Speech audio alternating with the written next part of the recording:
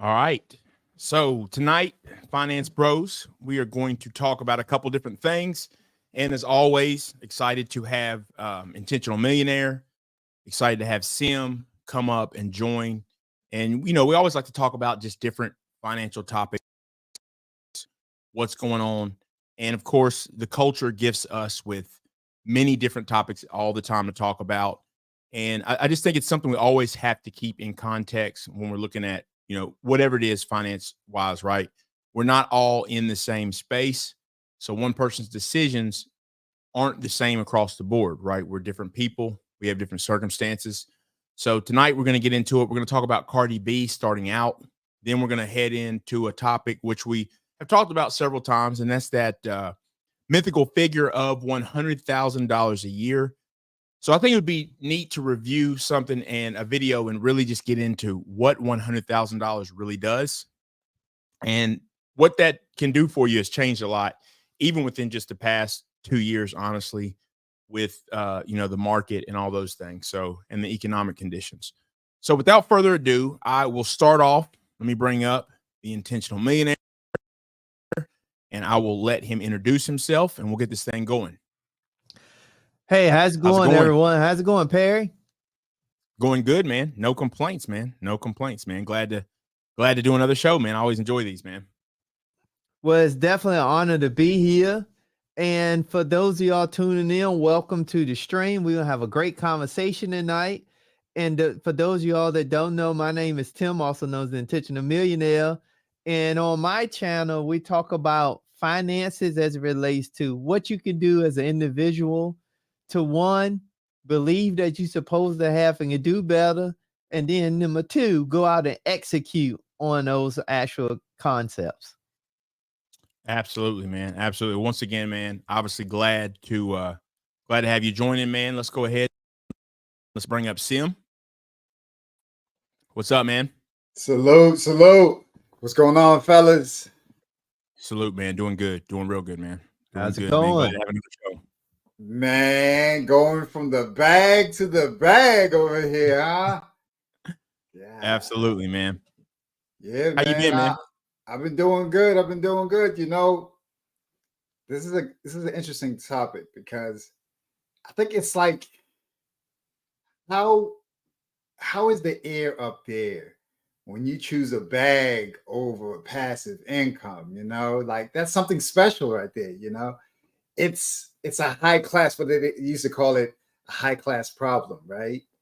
Right. Yeah. Yeah. As my wife says, what she said, that's what she say, a first world problem or whatever. Yeah. Well, you choose something that's sitting over something that's growing. So I mean, it's an interesting thing. But yeah, so I'm Simcia, and my channel is about personal finance and really the do it yourself approach to personal finance, figuring out ways for you to work in that great area before you acquire an enrolled agent to support you in your wealth accumulation.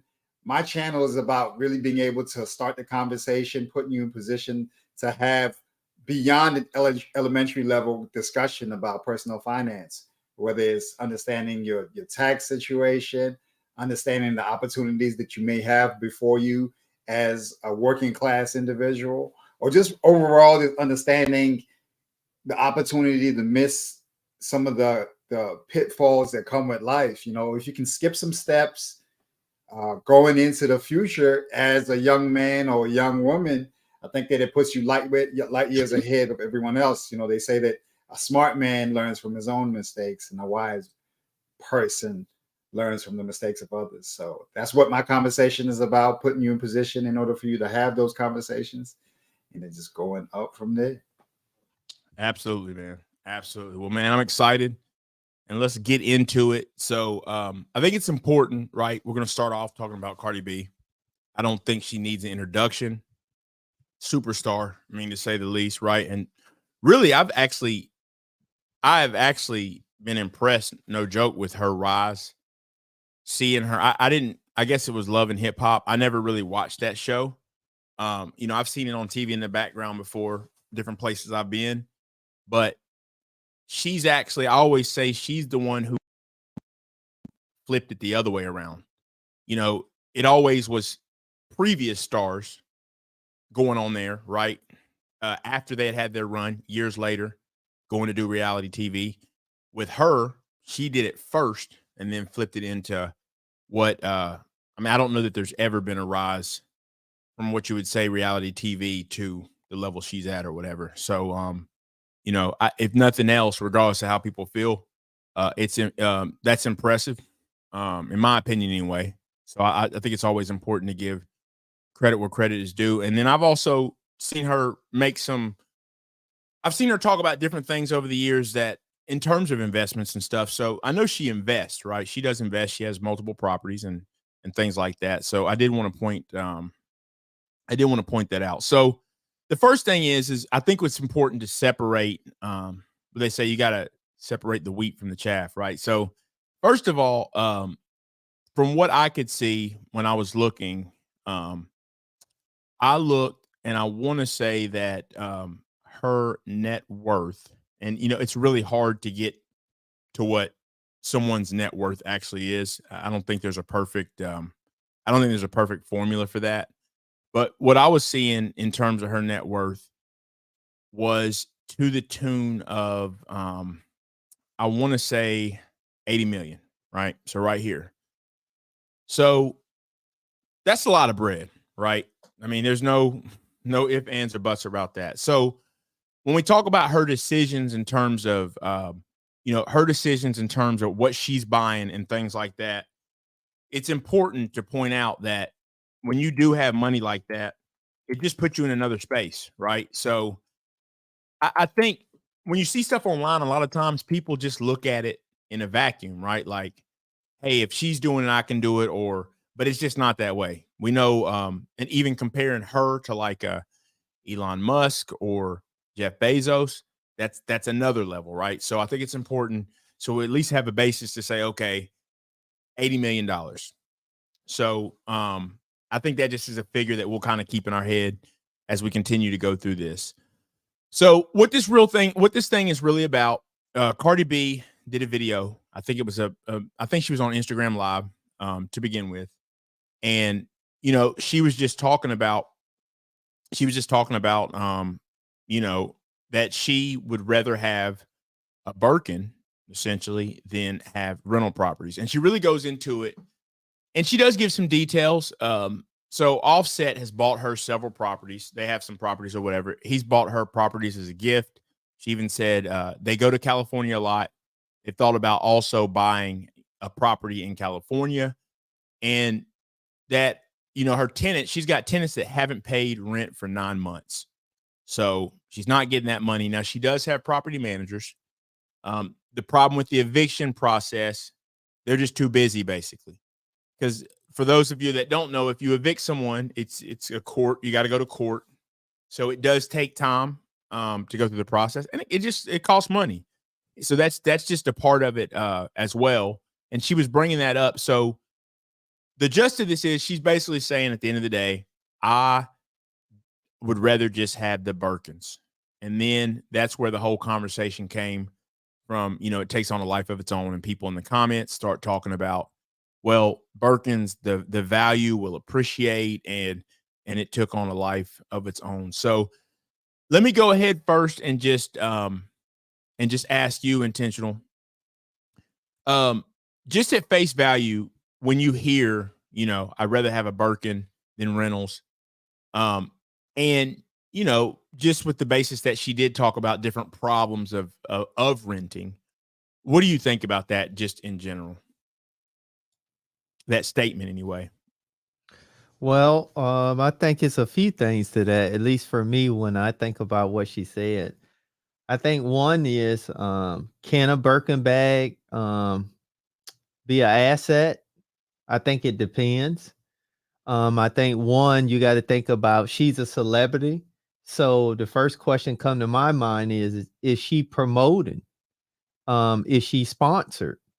And then also, one of the questions that also come to mind is Cardi B. So would it increase in value as an asset for her as it do for her, would it do that for you?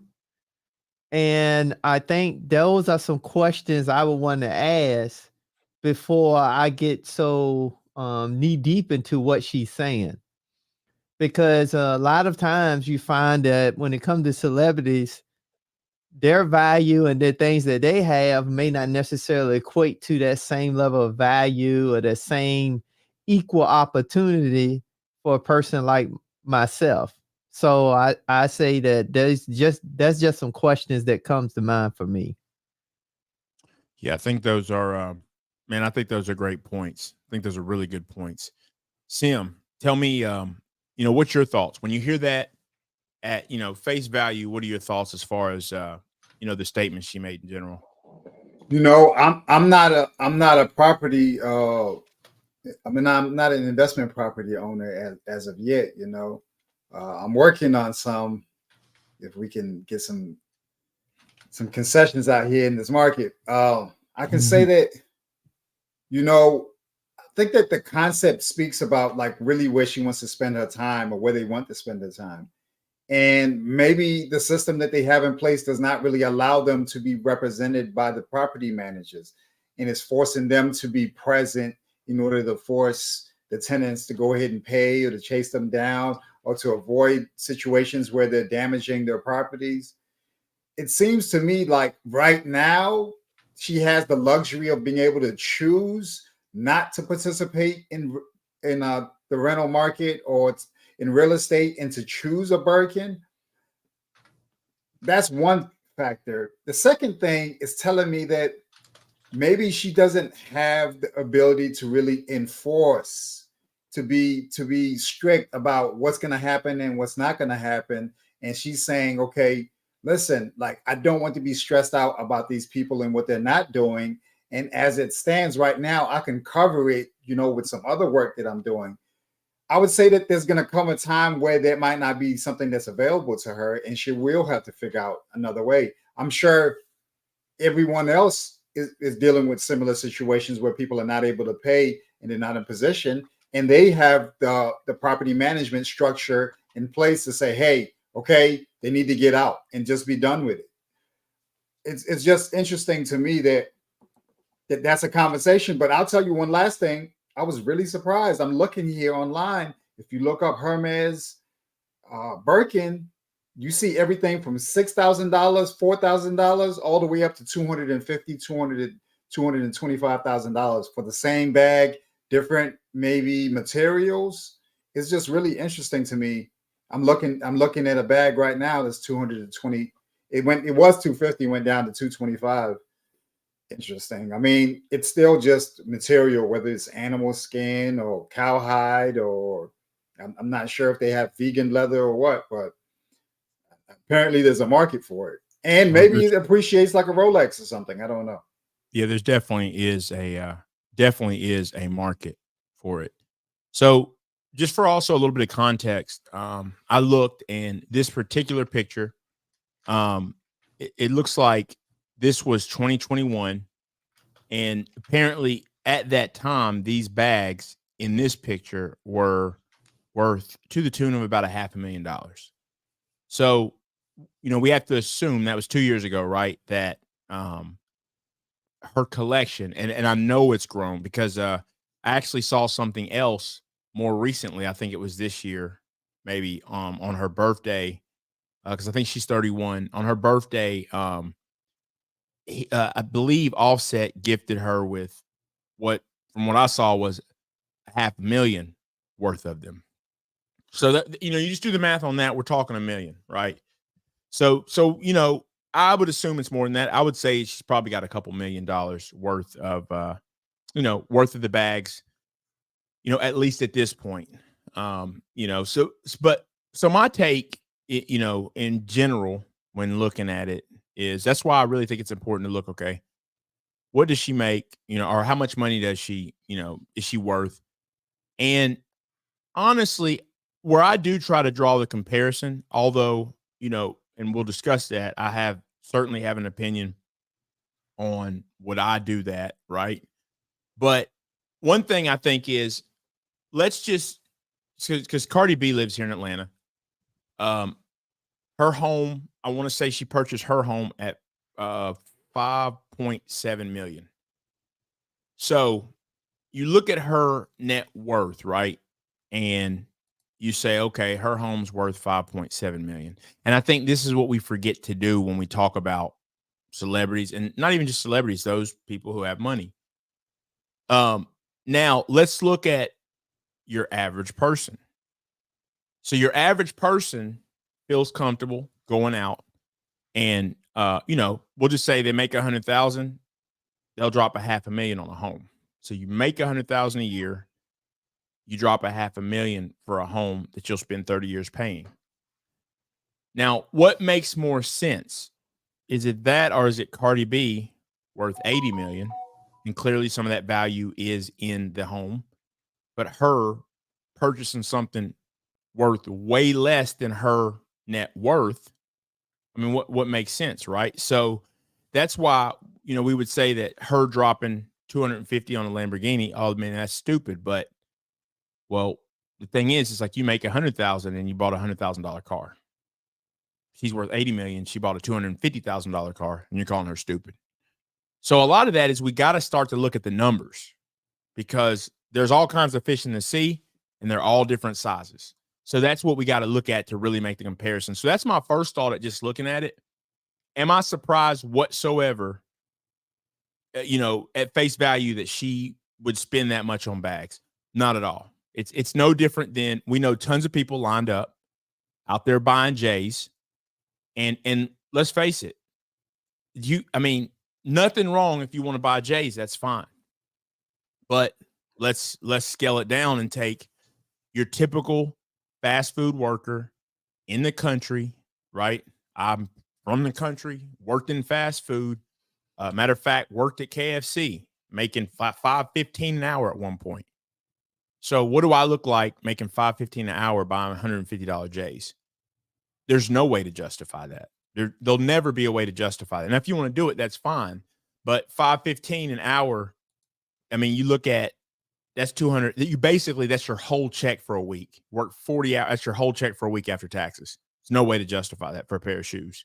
But if you do it, it is what it is. But I just think you have to look at it. You have to look at it that way. We have to start to really analyze the big picture of what people are spending and how much they have versus. And I think that Intentional made a great point. We don't know, right? See, that's what people always forget. When we see these things that these celebrities are, that they're buying and purchasing, oftentimes the post alone made them $100,000 just for talking about it. So that's the other piece. It's just like one of these things I saw.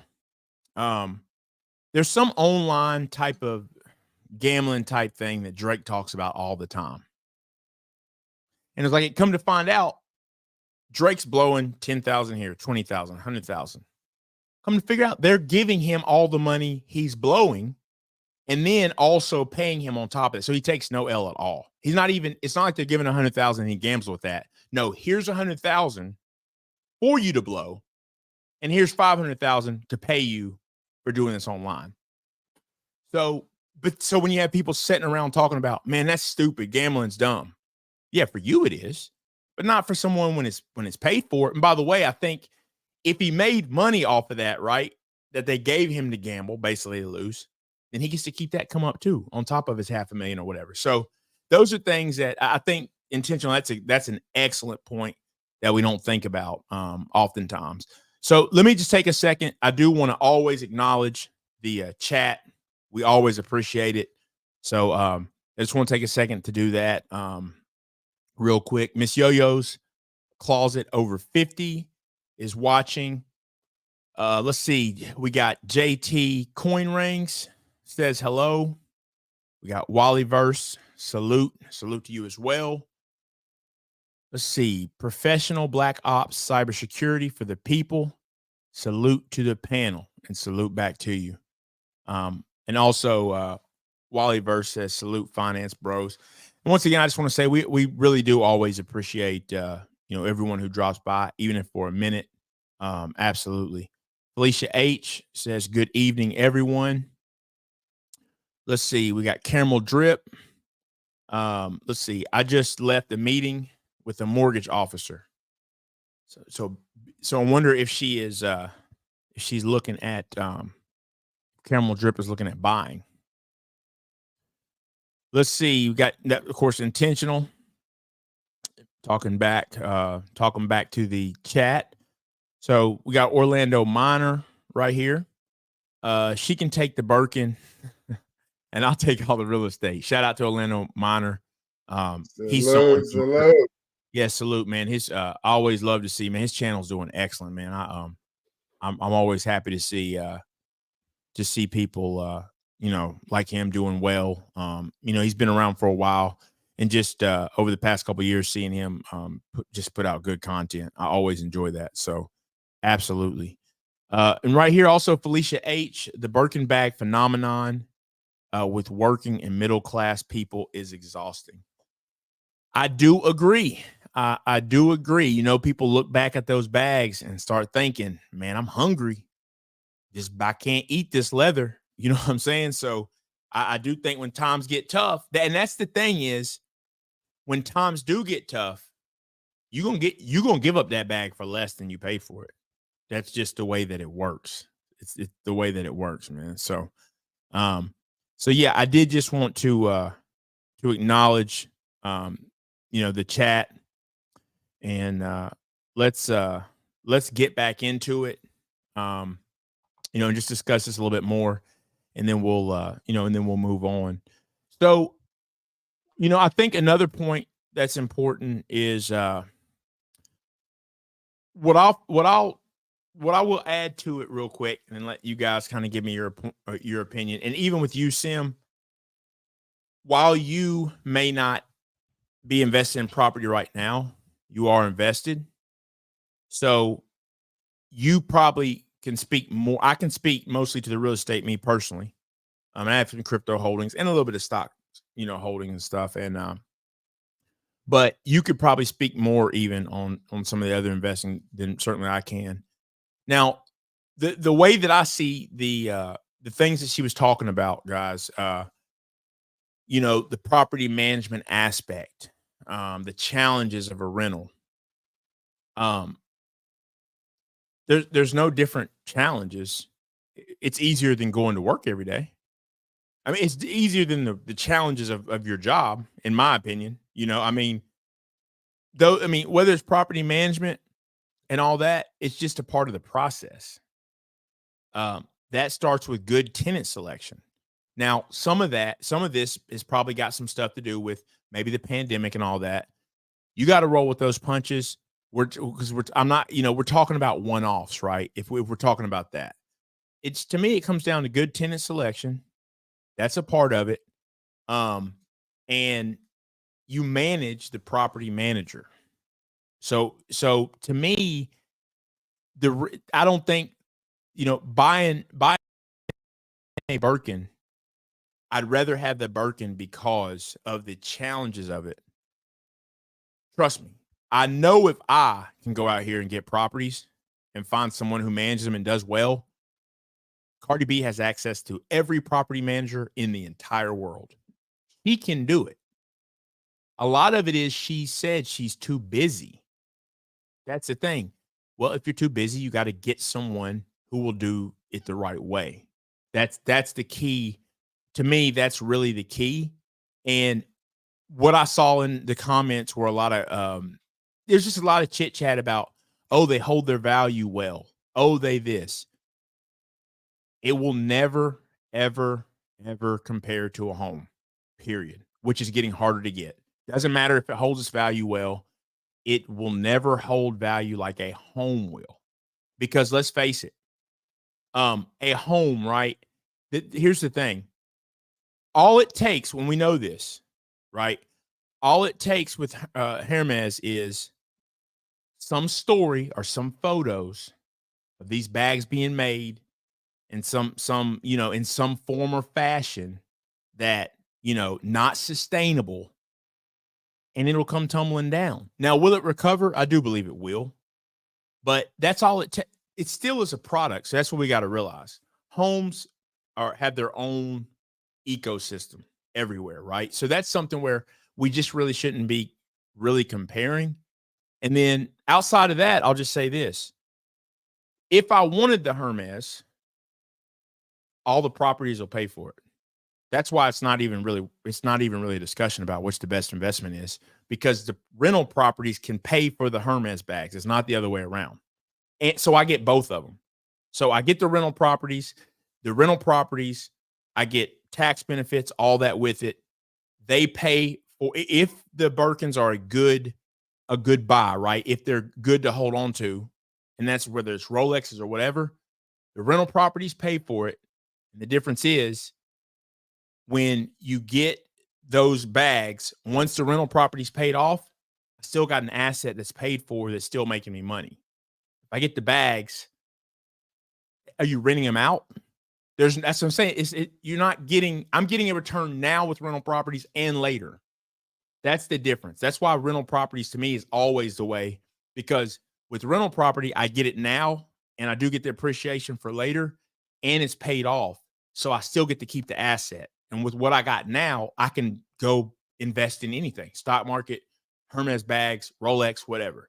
So that's my take on that. That's why I just think in terms of it, at the end of the day, there's no way getting around the fact that real estate is just a better investment. Whether you have issues, that's a whole nother argument. Hey, so I'm sorry to go on this field, but that's just it could be like a whole market where people could be like on Turo with the bags. I'm sure there is where people could rent it for the night or something like that for an event. Yeah, but it still speaks to exactly what you're saying. What good is it if one, it's really just sunk cost? It just sits there, literally collects dust. And two, like, you're not going to be able to say, okay, I can pull money out of it and then invest that money into another opportunity as a result of having it. It's kind of like you're at the mercy of the pawn shops, the resellers, the consignment boutiques. I mean, all these different places. It literally has no value. At the end of the day, even with the Lamborghinis or whatever, at the end of the day, it's still a bag. It's still a car that has 4 tires. It might have 6 tires. It might have however many tires you want to put on it. At the end of the day, it's supposed to transport you from one location to the other. Real estate is different because people need it. It's one of the basic needs that we have to have as human beings. And there's an opportunity for you to pull money out of it, and they can just create opportunities for you going into the future. I don't know. I think it's an interesting concept. I did see in some older documentaries where it was mentioned as as a status symbol. At the end of the day, it just depends. Look at the people who are the billionaires and the trillionaires. Are they adorned with Hermes bags, or is it something that's just more so for people who are working themselves up to being rich in the first place? Great points, I would say the bigger issue is versus people getting caught up in Birkin bags. What about branding a bag for your last name? Because I think we too many times get excited about other people's legacy being built, but we have none for ourselves. I think it's one. And then the benefit too is if you get real estate, you actually can build your own legacy instead of buying into somebody else's. And then I like the comment that King Hart posted. Also, you don't get the tax benefits. You don't get the leverage. You don't get full leverage, future leverage. Absolutely. And I still say is the next thing is, what does that do for the people around you? See, because at least when you own rental property, you can give somebody the opportunity to have shelter. Whereas with a Dunebert bag, Louis Vuitton bag, okay, it's just you with a closet full of bags. Now what? And here's the thing. I'm not saying that it's a bad thing to do. I'm just saying that I think when it comes to something like a Dunebert bag, you building it for an asset, I think you have to be in a totally different category for that. Why do I say that? Because you have to now, going back to what Sim stated, is a sunk cost until you do something. Yep. You're not getting no tax benefits. You're not getting any benefits right now. And the only way you get leverage out of that asset is you have to sell it at that time. At least even with stock. If you buy stock, you hold stock, and you buy dividend paying stock, you know that you can get dividends and you can actually get a payout now. Right. So I don't know. I mean, like the only way I see that makes sense is if you're going to do like Sim say, you're going to leverage the bag and use it for a business venture, meaning you rent it out, or let's just say you rent a studio space for people that want to look like they living their life. So you have them build into your rental agreement. You have them build separately, or you itemize that they're using a Louis Vuitton bag in that prop. But what are we promoting with that though? Like to what benefit is it for people to be posing in the first place with something that they do not have? Because I still think it goes back to my original concept. It's marketing. Like, let's push marketing. Right. Because Felicia said it best. If you look at her like the latest comment, Felicia said it best. Cardi has 169 million followers on Instagram, a large portion who are minorities. Wouldn't make more sense for her to promote education, her audience on IRAs, annuities, whole life insurance, money market accounts? Makes sense. Yep. Yeah, but you know what? But the bigger, I was gonna say, and I end with this. Felicia is exactly right. But the bigger issue is this is why everybody else is winning and all the minorities are losing. Yeah. Because it is a distraction for what we really should be doing to build our name. Because Cardi B has a name. Her name is built and solidified. Her family is good. The question I always tell people, what about yours? Yours should be just as good and just as important as anybody else's. Yeah, I think something important to point out is with Cardi B, when you got 80 million, you don't got to worry about a 401k. You just don't care about it. It's not nothing to you. She's never had no 401k. We know that, right? So that's the other thing is the people who are promoting to the culture, right? Those people don't have it. They don't. I mean, and let's face it, as far as the culture, right, that doesn't want to hear it anyway, right? Doesn't really want to hear about because there's examples. I mean, let's face it, those 401k millionaires, right? And those who have invested, Tim, people not your average like as far as from cultural perspective, right? They oftentimes would rather hear about ratchet stuff, right? And be broke and dusty, then hear about, hey, here's how I got it. And actually, here's how you can, right? So that's so that's part of the problem too, about how it's flipped upside down. I think that's one thing we always talk about. You gotta a lot of this, man, it really starts in the home.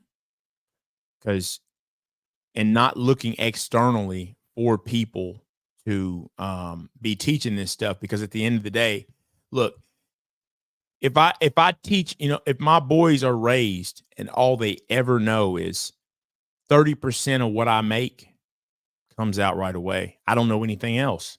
As you scale up, all you ever know is 30%. 30% is put aside. You'll spend your whole life living off 70 because it's normal. But on the flip side, mama got the cable in your name. Fortunately, I never had to deal with that. I mean, mom's got the cable. You don't even have good credit when you're 8. When you're 17, you got bad credit already because you've had, bills in your name, stuff like that, money mismanaged, and that's all you've ever seen.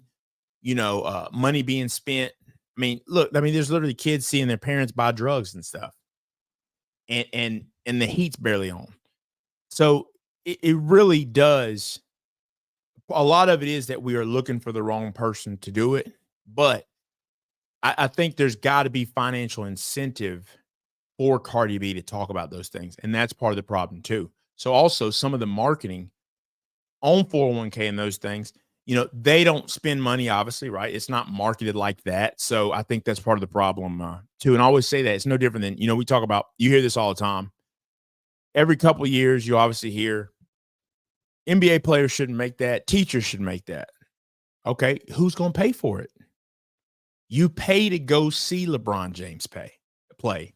Go see Denzel in the movie. You don't, taxes by force are what pay teachers. If teachers were in a ring body slamming each other, they would get paid well. So we have to, when you look at the core, you got to look at the ecosystem, see where's the benefit, right? Because I do agree with her statement, but I also ask, where's the benefit, obviously, in Cardi B talking about those things? And obviously, we know the money comes from endorsing whatever. So that's, and unfortunately, those who can't afford to do it are always the one falling for it. That's the sad part. It's the ones who can't do what she does. So, but let me add to that. But the problem is, though, it's not really Cardi B. It's the 169 million people watching. And here's the reason why I say that, because if you just look at Cardi B, for example, she, in a sense, she's saying she'd rather take a branded bag, a luxury bag of a real estate, but she still own real estate. Right. You see Yeah. you see what I'm saying? And it's talking about buying another one. Right. So if that's the case, then give up all the real estate and only have bags.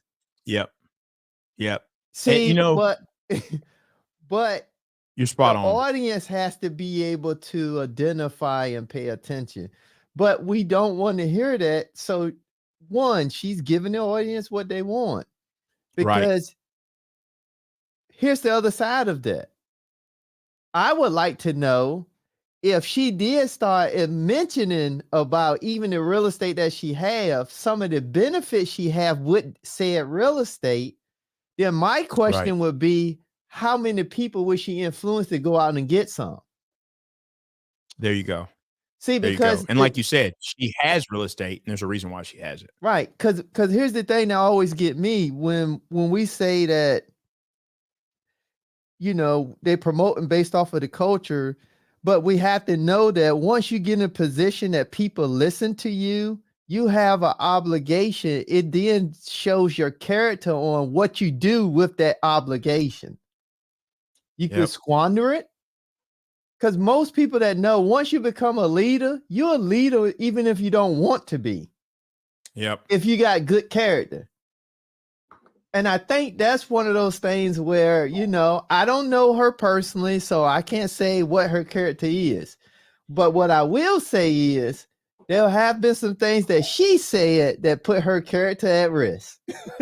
That's true. So in the same token, though, which is funny to me, is because out of the 169 million followers that'll follow her, they'll give her a pass. But if any one of us on the panel say it's something that jeopardizes our character, people come after us and then throw us under the bus.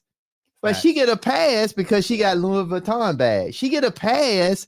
And so my question is, for the people, make it make sense. Yeah, man, I think you're spot on. You're spot on.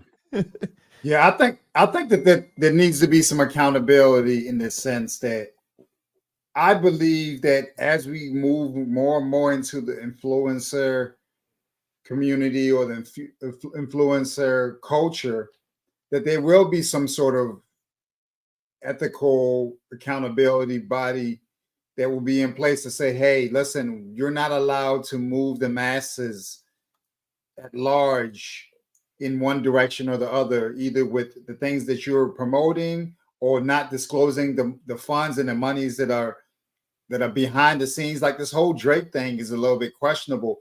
That that those things are not forced to be disclosed. Like even myself, as I've sat up here and even thought about it, I was thinking this week, if I'm being honest, anything that I talk about, whether it be good or bad, I'm invested in those products because I'm invested in the Vanguards, and they own almost everything in the world. Not even almost, they own just about every single company in the entire world. So I both benefit from those things, and I also am the victim as a result of those systems being in place. And those things are important to be stated because it allows people to make a decision based upon knowing, hey, what's your stance on this situation, or what's your stance on this company? The idea of promoting these bags, something that could burn up and you have nothing to show for it, something that the people don't even have an opportunity to reach, and it might be forever before they're even able to reach them. I mean, the idea of you not being able to buy a bag unless you purchase something before is crazy. It's like moving the goalpost at the highest degree, like, oh yeah, are you good enough to come into our store? There was a guy who's in the news now who's laughing at Kevin Samuels, talking about Kevin Samuels was outside of the Hermes store advertising and looking for clients. Said that actually. Exactly. But now look at the situation he's found himself in now. So I think that this is a true tale. So what I wanted to say earlier is that what Cardi B could do is look at the people 20 years ago who were on top, the Janet Jacksons, the Mariah Careys. Look at those ladies today. Were they in position back then for them to potentially buy real estate, and they passed up on it? And then ask yourself, okay, now I'm at the stage that they were at 20 years ago. Do I want to be them today? Do I want to look like they look today? I want to have the options that they have today? Or do I want to have sunk cost in these meaningless items, whether it's cars, boats, books, cars, boats, bags, things that you can't really just put in the marketplace and the demand won't be high? Do I want to put myself in that situation? I know the NBA players who made hundreds of millions of dollars, but do they have anything to show for it today? We have to ask ourselves those questions. It's not about where you're at today. It's about, okay, where do you see yourself being in 20 years? Cardi B is not going to be at the top forever. Let's be honest. At some point, there will be a descent. She'll have to come down from the mountain top, and then she'll have to come and face some real situations. Hey, are those Birkin bags paying me dividends today? Or am I now sitting up there trying to figure out who's the willing sucker or person who's willing to take on my celebrity previously owned product, So just those sort of things are just really interesting. And even seeing like how Hollywood is descending right now, I don't know if there's even that much appreciation in place to say, hey, I want to buy this house that used to be owned by this celebrity and I want to pay $50 million over ask. It doesn't make sense. And it just really comes down to them being regular people and not being anything beyond you seeing them on the big screen. Yeah, let me just point this out. I just looked at something. See, that's the thing, man. She's got a lot of property. In all kinds of different ones. Like properties that we would have. They're not all the glamorous. I mean, places all around Atlanta I'm familiar with.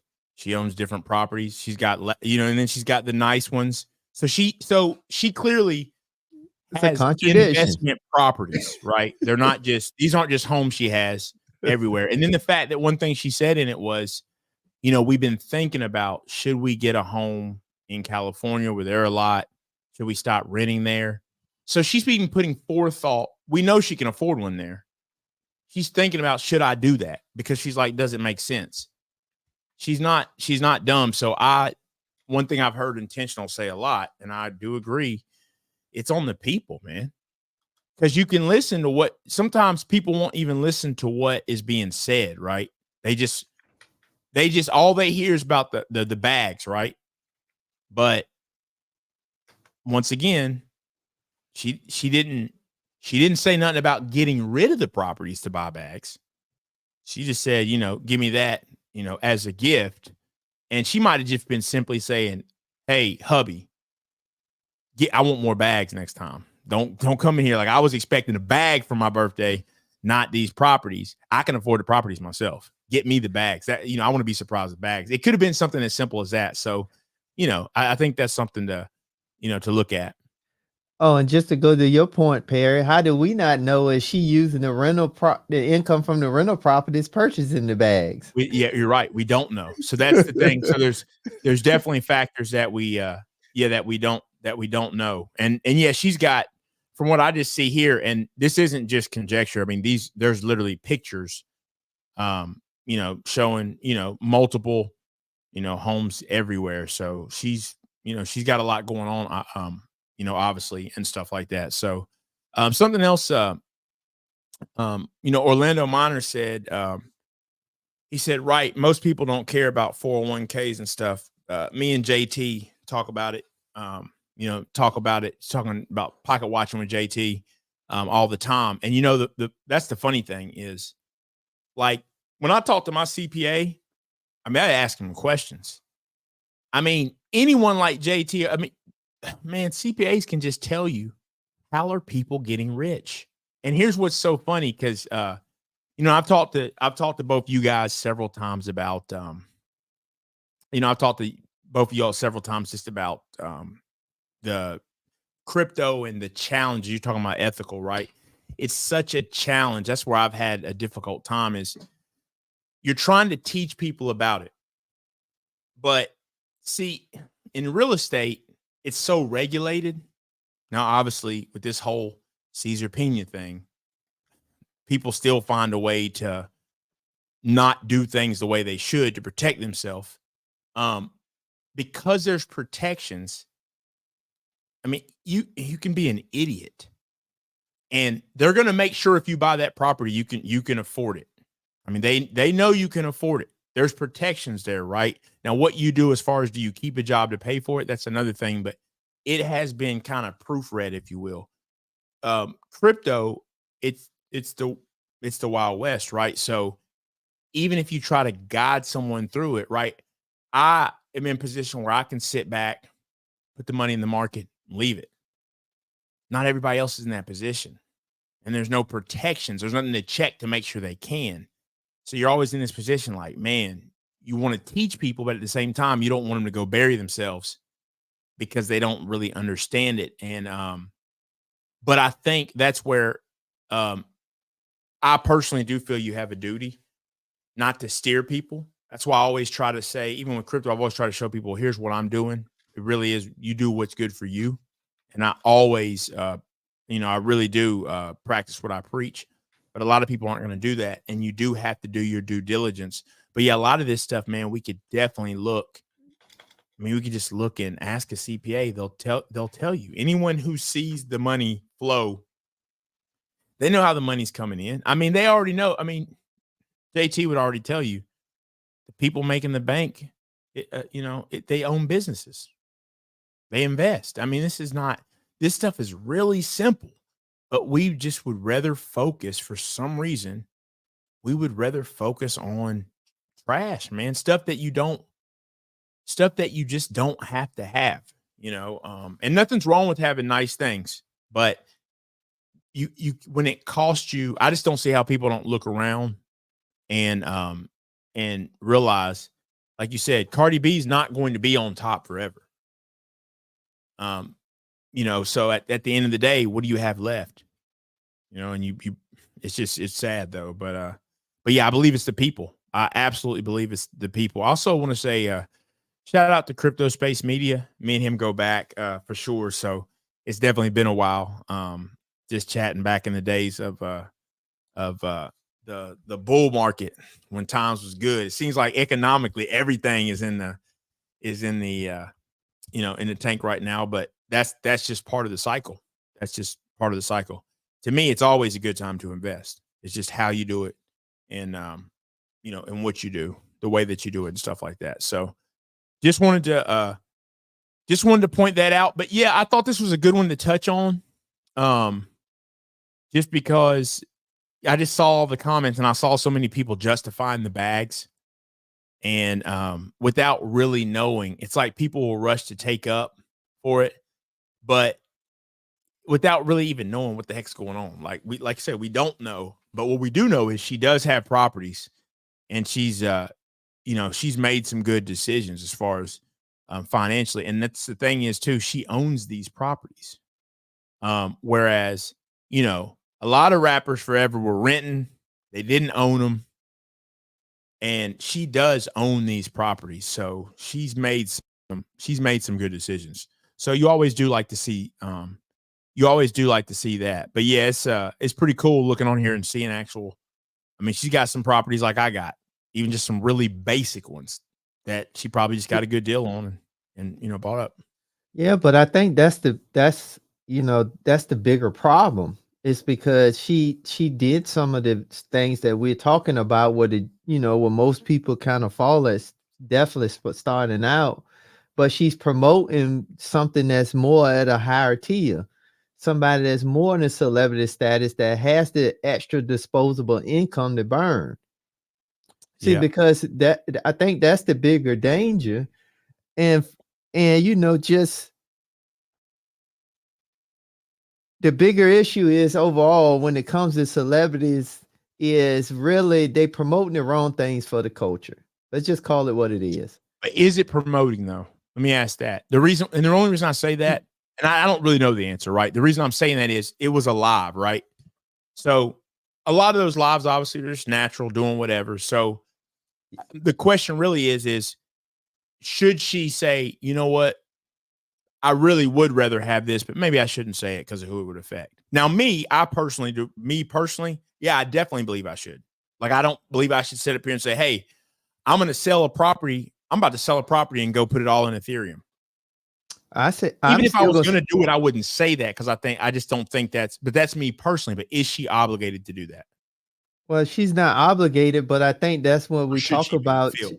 But that's what I think when you talk about people get to a certain position where they have followers and people listen to them, they have to know that they indirectly promoting, even if they don't want to be, because no decision is a decision. And I think that's the key concept a lot of celebrities tend to use when they say something and then they go left, then they come back and say, well, this, that, and the third, but they use the position, their influence to benefit. But if something go wrong, then they go to I never wanted to be a leader anyway, blah, blah, blah. And that's what I'm saying. I just think you should be held accountable across the board. That way it takes away the guesswork. But how can they be held accountable, Tim? And how many followers should we start? Okay, listen, pay attention to what you're saying, because we know your voice moves. Is it at 1,000, 5,000, 10,000? Is there some kind of liability document that needs to be? The people. Listen. Hold on. Listen. Recently, I don't know if you guys heard about this. Have you guys been to Panera Bread before? Oh yeah. So Panera has the charged lemonade, right?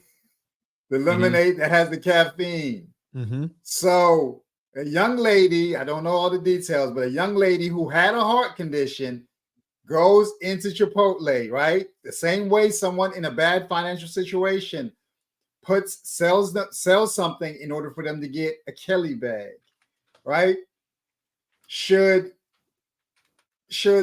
influencers be held accountable for bad decisions the same way this young lady's family is holding Panera responsible for their children being, or that child or that daughter finding themselves in a situation where they drank something that they potentially knew they weren't supposed to drink, but they did it anyway. And I don't think it was at the influence of anyone in particular. And I want to say that I had heard last year myself that these drinks had a lot of caffeine in them in the first place. So who are we going to hold accountable? The family wants to sue Panera Bread in this scenario, Are we saying that now influencers are to now be held accountable for influencing people because they told them having a rental property is not as good of an opportunity as having a Kelly bag? Who's the one that's going to find themselves on the other side of the lawsuit? That's my question. Yeah, I think that's fair, but I will say, I personally believe if you think that buying a bag is better than a rental property, you would never gonna buy a rental property anyway.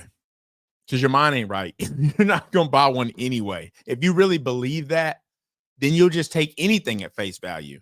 You'll say, I mean, you think it's better to ride a bike 30 miles to work than drive. Okay. I mean, if someone says that and you just go with it, but let me read this real quick on the spot live. Let's see. I saw Cardi B's clip. She was expressing what every landlord has expressed at some point. Sad part is less experienced people will misread the clip and focus on bags over real estate. Very unfortunate. And that is a fact. I mean, that's the thing is when you have, and I think I touched on it earlier.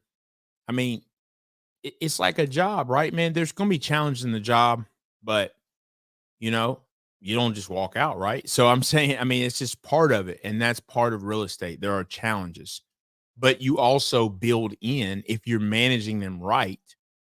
It's like someone's like, man, I went a whole month and nobody rented it out. Well, that's why you set aside money for a portion of the year, whether it be 5% or whatever you think the numbers should be, right? Where you've got that covered, right? Every month money goes towards that. So when it's not rented out, you've still got that portion covered. And dealing with tenants, a lot of it's just because it's like, somebody at the church says, hey, Timmy's looking for a spot. You got one, right? Yeah. Tell him to come over. Nah, well, I'm going to check Timmy's credit, period. I don't care who it is.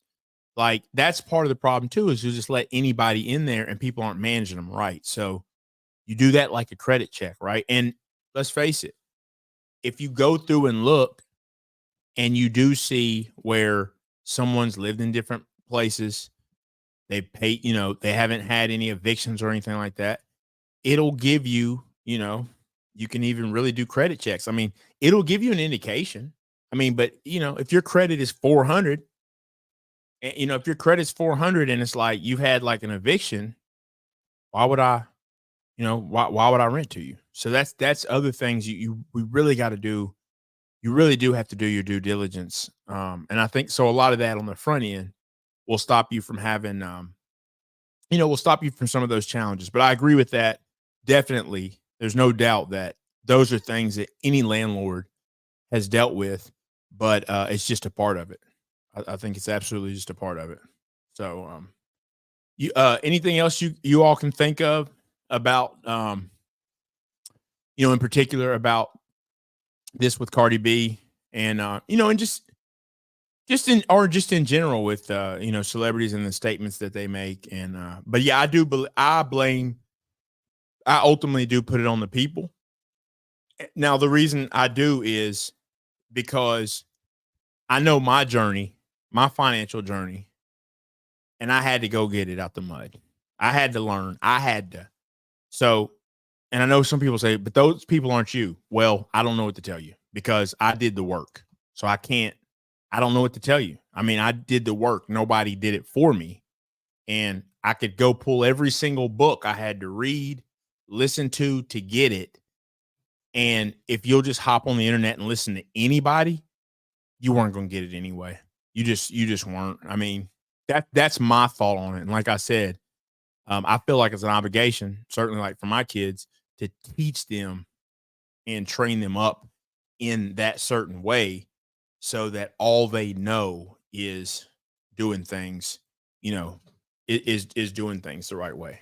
So that's me. But yes, I do, on the other side of things, I do personally feel like I do have an obligation if I can make sure not to lead people into, not to lead people down a path, and let people know also that, because, I've been successful at it. Cause you'll see people say, they'll kind of give a testimony and say, you know what, yeah, I up and quit my job to make this dream happen. That's foolish. I mean, unless you were convicted, unless you had a conviction about it and really felt that, but to listen to someone and just be like, yeah, I'm out of here. I had a good paying job. I'm out. Set off on my own dream.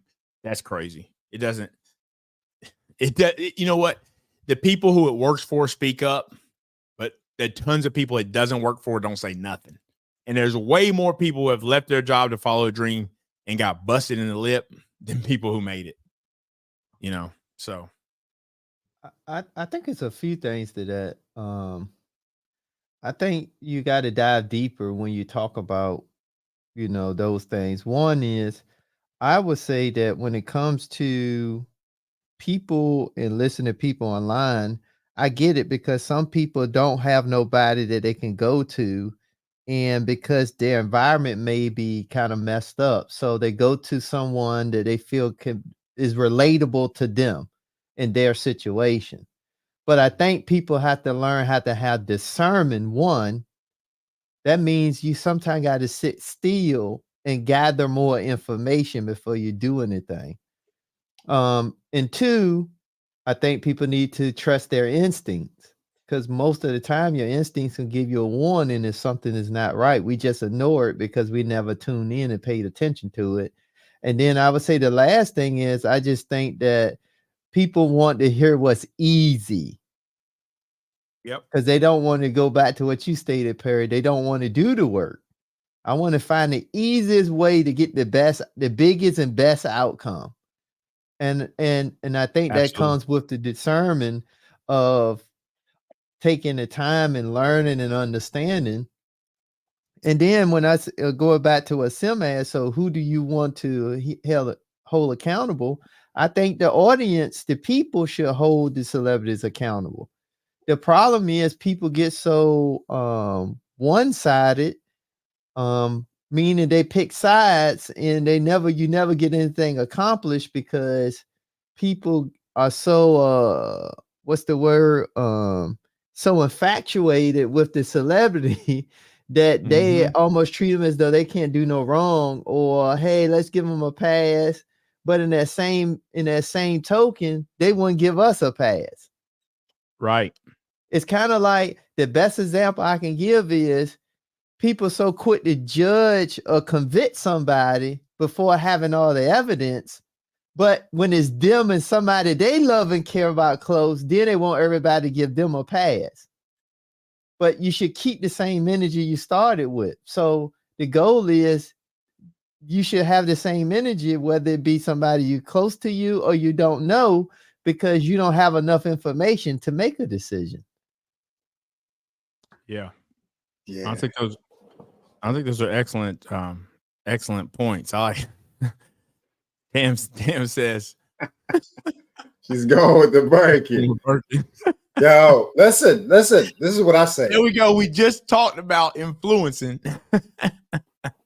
Yo, what I say is, our issue is that we're easily bought and sold. Yep. You know, when we look at the deal that just happened with our favorite girl, Kim K, the WNBA, the NBA, and Team USA, why are they trying to get these influencers and these people behind their products? Because they want to sell us more. Like I think that if we get down to the brass tacks and say, hey, listen, these companies are fighting to get every single dollar out of you, whether it's through entertainment, TV, opportunities for growth, with things that you would like to have from a lavish lifestyle. I mean, to be really honest, anybody who's had a big house knows that big houses take a lot to take care of, and a lot of times they're not worth the effort that you're going to put into it, especially when you don't have an opportunity to enjoy it. But that's only something that you're going to experience if you lived in a bigger house and you had to physically take care of one on your own. I can just see that all these companies want to do is get our money. And if you understand that, you're not going to be easily bought. You're going to look at it and say, hey, listen, I see how you benefit from that, but I'm not going to benefit from that because this is a one-sided relationship. You're receiving money, and I might get an item that I can get from someone else for a completely different price, you know. So it doesn't make sense to me because I just see that everybody's trying to get in my pockets, you know. So I don't see no real value in it long term. Sim, do you think some of this is due to a lack of confidence? The reason I say that is it's so hard for me to identify with, and maybe I'm just different. But for example, let me just take any random celebrity, right? We'll take Denzel, right? Denzel, great actor. There's nothing he can sell me. He doesn't know more than me about money, in my opinion. He may have more, but there's nothing. I'm not looking to him for investing. I'm not looking for him to not. So it may just be that I'm different. And the reason I say is it confidence, because a lot of the stuff that we're being sold, we're getting sold it from people who we shouldn't feel because they're good at rapping or good at basketball or football or whatever, that they're more qualified to tell us this stuff.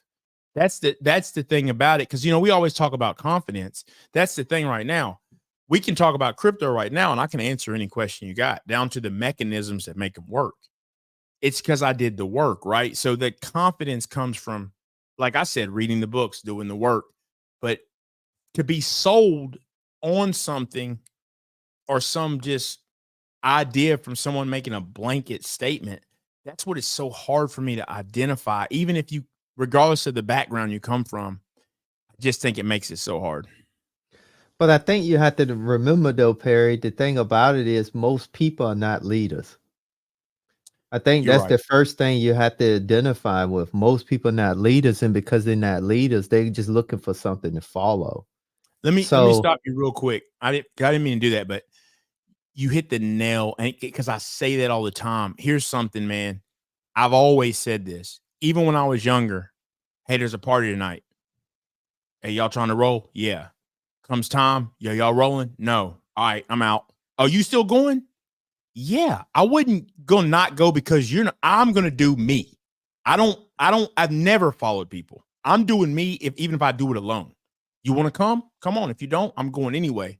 So I think that's very important. What you said is most people are not leaders, and I think so. I didn't mean to interrupt, but man, that's probably the biggest problem with everything across the board is we have too many followers.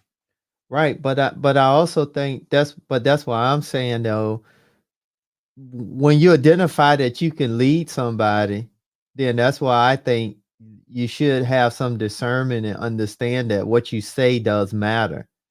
Right. And you can't do the bait and switch, meaning as long as it's good and I ain't getting no pushback, I'm gonna keep doing it. But then since I get pushback, well, I didn't really want to be the leader, blah, blah, blah, blah, blah. So I think we should just really approach that when we have people that's listening, we should try to display our character through trying to make the best recommendation as though we was like them. Or always the best way is, if you turn the table, how would you like the outcome? Right.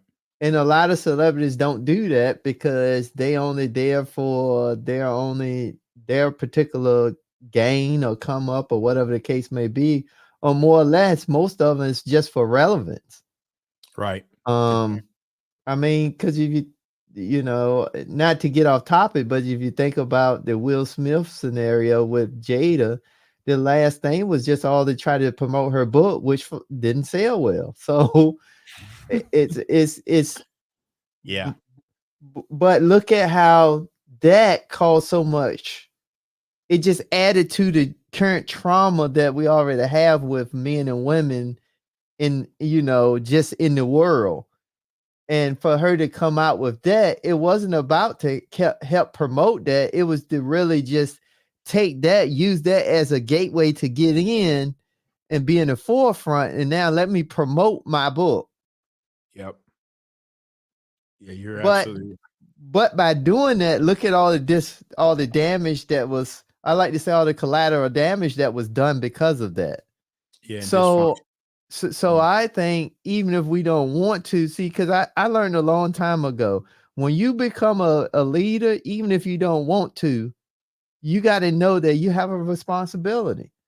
But I think that's also displays in your character. And when your character is flawed, you ain't going to give a crap. You're just going to do what's best for you. But when your character matters and your character is good, then you're going to try to do everything in your power to do what's right. Yeah, you're right, man. And we talked about it. It could have been a year ago now, but I think I told you guys, even if I made it big on YouTube, I would have an office because I feel like my boys need to see me leave and go to work. I just don't want them associated with, although it is work, I don't want them as my boys to ever think, oh, dad just chills at the house. Because that's all they don't know the difference. So with them being their age, I would have a studio I get up and go to. So like any other job, they see, oh, dad always left the house and worked. So they don't ever think they can stay at home because you're not me. You're not doing what I'm doing.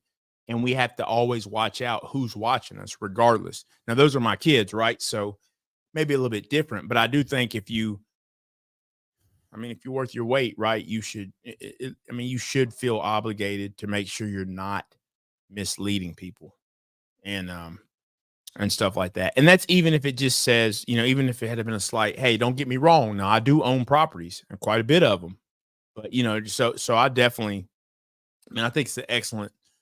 I think some excellent points have been made. No doubt though. No doubt. Just looking back through here, make sure I've covered. We'll just make sure that I did cover most of the comments and stuff real quick. One thing in crypto space. Okay, let me just point this out real quick. Crypto Space Media said the bull market is not far away. I do agree with that. Should like to know what I'm looking at. Now he's been in the space for a while. I do got something for you, man. So I'll definitely get up with you. Like I said, he's been in the space for a while. He understands crypto. I've got some pretty good ones that I think will do pretty well just based off the numbers alone. So we will definitely touch base, no doubt on that. What'd you say you had? And that was that comment right there. You said someone had a question. Yeah, Peter Investor M had a question at 9:21 p.m. Yeah. All right. Which approach yields the best result to learn finance? Business acumen, and investing. Man, that's a good question, actually.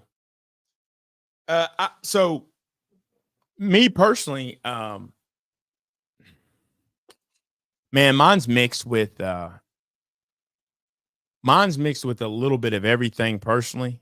Mine has always been just, really like reading a lot, right? Was part of it, but also outside of that, right? And look, I have a business degree, but to me, my degree taught me how to find the answers to what I need. That's really the key, is how to find the answers. I don't think you have to have a degree for sure, but that's what it taught me. But I've always been reading, and I will always find the answer. But I think deeper than that, what being a leader and a manager for me has really taught me is because I have run businesses, and then ran like large budgets. I've gotten to see pattern after pattern, year after year, of really the little things, whether it be investing or in a business, that crush a business. The small things people aren't paying attention to that eat away at the businesses and eat away at finances. I've gotten a chance to see that firsthand. And always, because look, when you're working for a company and you're making the budget, you're always trying to make a budget that won't get you in trouble at the end of the year, right? You want to show the best numbers, but you also, you don't want to put too much in there, but you also want to make sure to account for everything. And just for me, being able to go through that process year after year and stuff like that has been really helpful for me. But I would still say really just reading books, and now looking at whether it's YouTube or podcast, just to refresh up on it. I mean, at this point, I don't honestly feel like you're definitely always learning, but I feel like a lot of what I hear now, I've been hearing it for years, but I still think the key for me was Rich Dad, Poor Dad. Being able to look at that book and see the difference between, the two dads, if you will. That was the game changer. That and Dave Ramsey, that's the game changer for me, because it made me say, hold up. Because the biggest problem we have, in my opinion, is because when I learned about investing, I was mad because, and I've always considered myself to be pretty smart. Why I wasn't investing at that time was just because simply nobody ever said anything to me about it. All it took was someone to give me that thought, and the way they put it to me, the way it was put to me that clicked with me was, he was like, why are we so focused on retiring at 65? What if you could own rental properties that the bank gives you 80% towards, right? Or 90% towards, and you could essentially retire today or focus on what you want to, passive income. And I don't feel like it's fully passive, but then, you've got enough money to where you could retire today, but that money's good forever. And it got me thinking, man, and it just opened up my eyes. So for me, man, books are a big part, and videos and stuff like that. I think that's the most important part. And then if nothing else, some type of, whether you want to say self-help or something like that, but something on taking action. Because a lot of people they know it, but they don't they don't do nothing. So it doesn't take off. What's your thoughts, Intentional Millionaire? He said, which approach yields the best results to learn finance, business, acumen, investing? I say all three. And the reason why I say all three is because I think all three has a purpose that equals to the end result. When I think about finance and I equate this to myself, it allowed me to, one, get skills, learn skills, be open to more skills, but it also allowed me to have the mindset. And then when I think about business, business is basically the number one thing. It allows you to understand networking networks. And then when it comes to investing meaning you're actually doing something. So you're actually taking action. So for me, I equated all three had a purpose because they all equated to the end result. Right. For me. But I think they all has a purpose. I don't think you can't know one without the other, because I think you can learn finance, but if you don't understand business, you're just going to be a smart individual. Right. Yeah. But then if you learn finance and you never invest in anything, so you never took action, you just you no different than somebody that knows a bunch of theory, but you never had no actual application. So yeah. Good point. What do you think, Sam? Yeah, so I pretty much followed the trajectory that Peter Investor M you have down there. It took for me to lose everything, or for me to compromise everything. And then I had the books, the Rich Dad Poor Dad books, for 2 years, 3 years before I even picked it up and started focusing my attention on it. It's when all those distractions that I had outside of that really were eliminated, where I was in a bad enough situation where I could only focus on reading the books. And then that's where I developed the appetite for learning. So it's Rich Dad, Poor Dad, Cash Flow Quadrant, and I can't remember the third one. So I realized, like I've mentioned up here before, where I'm sitting up there, I have a hunger to learn more and more and more. And then after that, I moved on to saying to myself, okay, because I had this itch for business.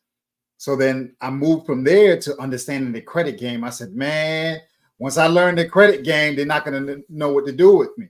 Then I put myself in position for me to go ahead and understand how credit works and how I can put myself in a winning position.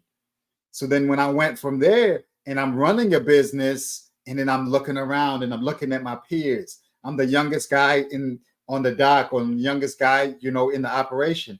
And I'm looking at the people beside me and I'm saying, hey, if they're beside me and they're many years older than me, and I'm the youngest guy here, and they're not able to be vocal for themselves, and I'm able to do it because I don't have as much to lose, why am I here? Why am I at a situation where I'm one of the smartest guys on the location when these guys are not advocating for themselves? So then I found myself at where I hit a ceiling. I said, listen, you guys are not paying us enough money for us to do this. Something needs to be different, because now I'm seeking out opportunities to grow my money and to invest my money. That's when it became evident. You're not making enough money for you to take down the $10,000, $20,000 townhouse in 2010 as a result of the housing bubble busting. You're not in position to take advantage of the opportunity to buy a $20,000 townhouse in Atlanta that nobody's lived in during the housing crisis, because you're not in position to do it. You're not earning enough money. So then it becomes clear to you there's got to be another strategy. And my tax guy had a conversation. You don't have enough money or enough revenue being generated in your business to really constitute a legitimate opportunity for you to invest your money. So now you should go back into corporate and figure out a way to use corporate to your advantage, and then just go from there.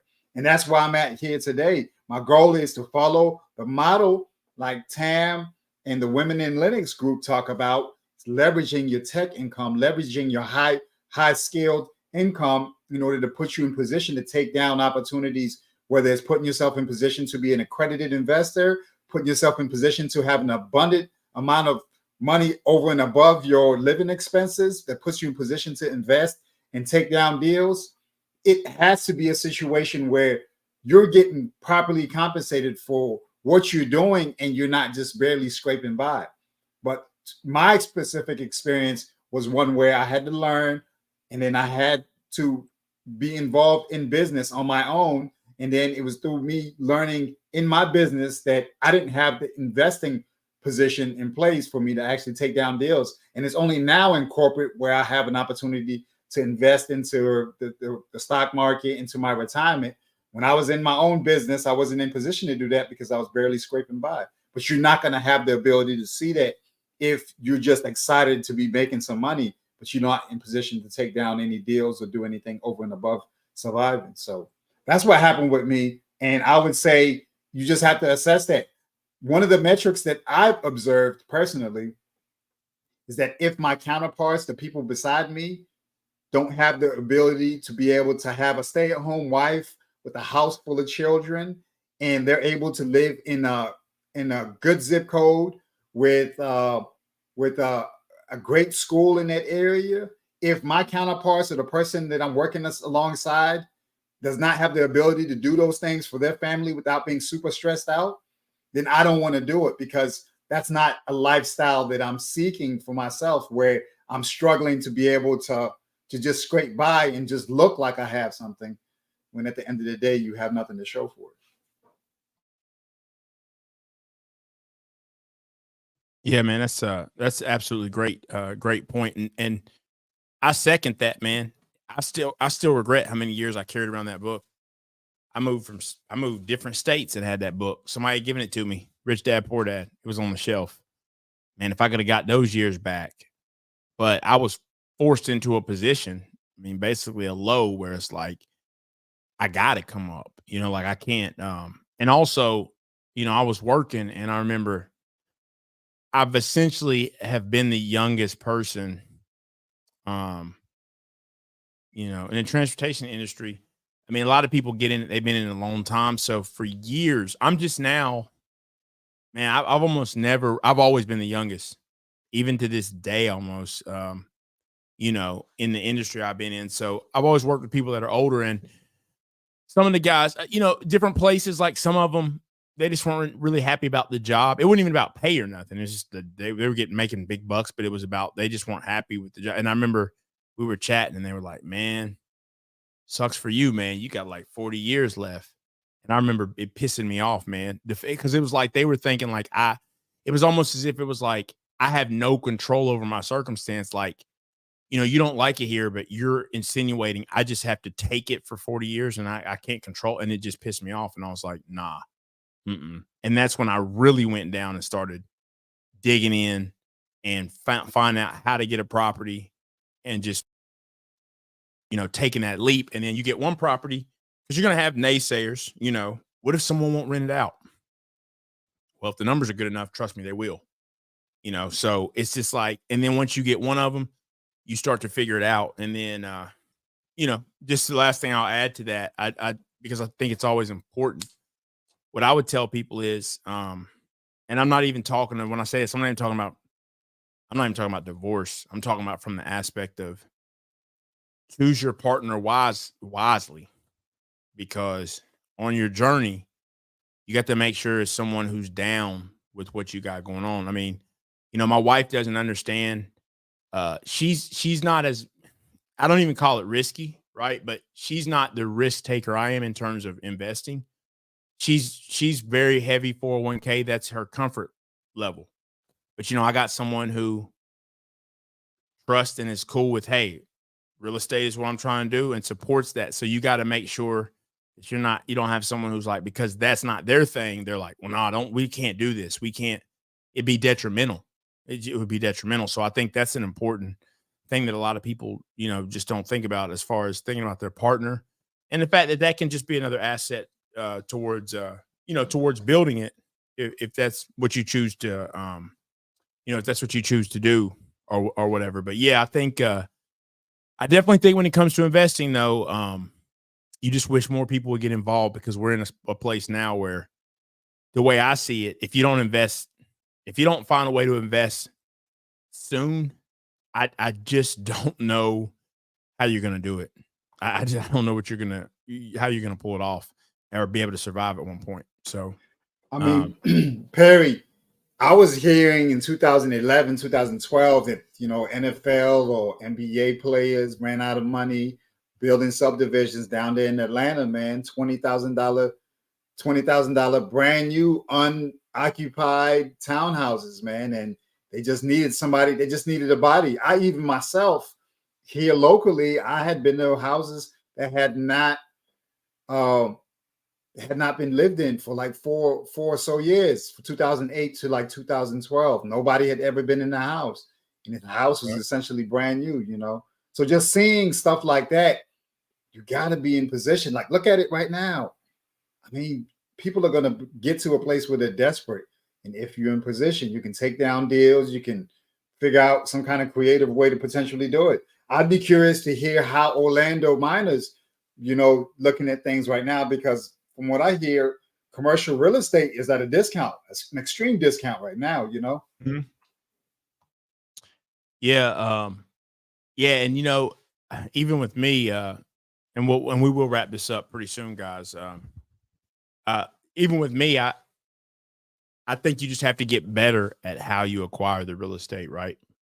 Because I do believe we're going to see, in how you invest in, period. But I do believe, from a real estate aspect, we're going to see prices go up again when they start to ease off. When they start to eat, when they start to do the easing again, man, assets are going to go crazy.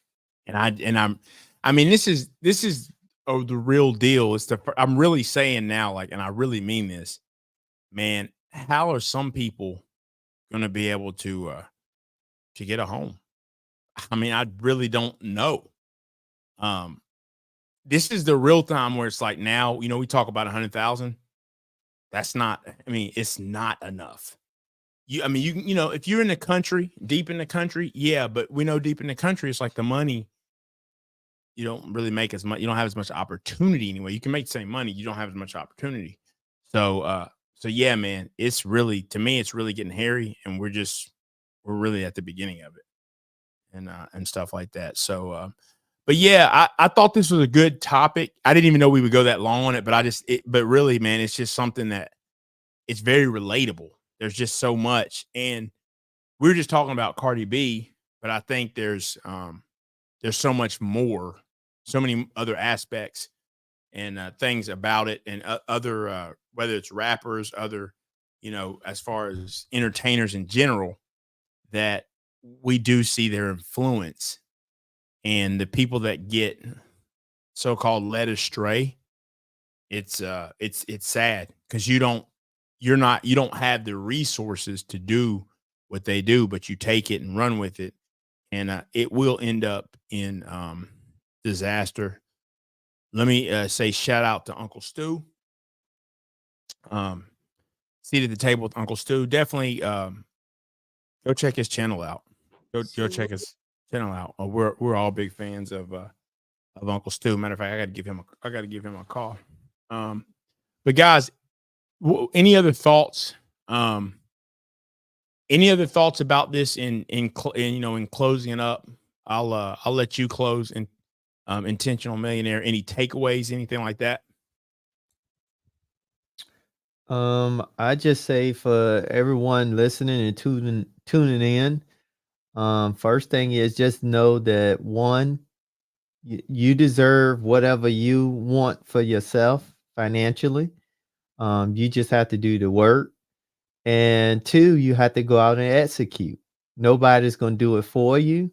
Nobody's going to give you the magic answer. They're just going to give you the answers to the questions or the fear that you may have.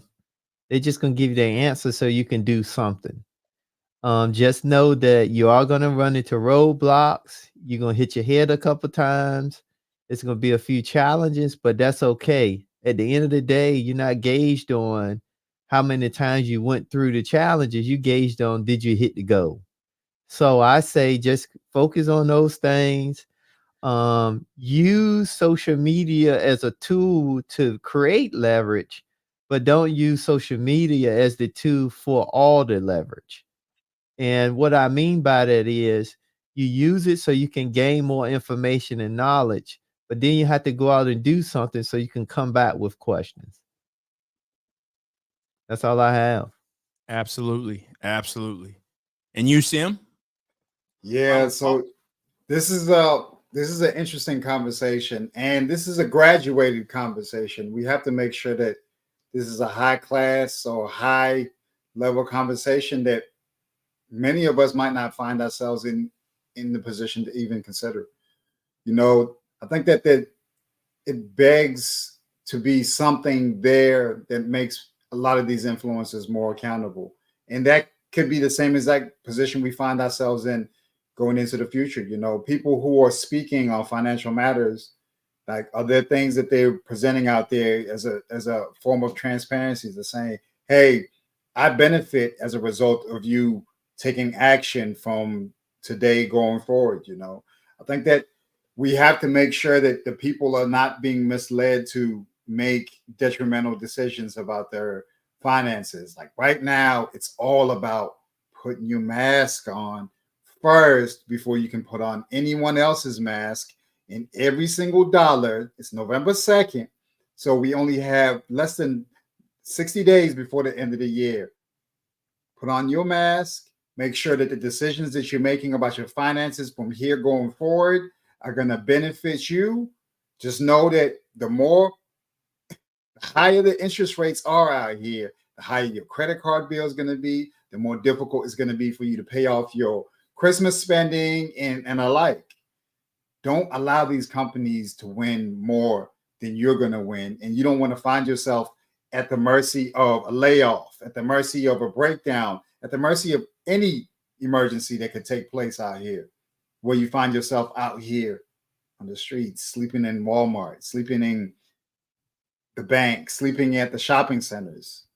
We can't find ourselves in that situation if we can avoid it, because these companies will be all right. I appreciate everybody for coming through. Check me out, Sincere, here on YouTube. And, we're having a conversation about figuring out practical ways to put ourselves in a better situation. Absolutely. Man, look, I appreciate it. Definitely both you guys.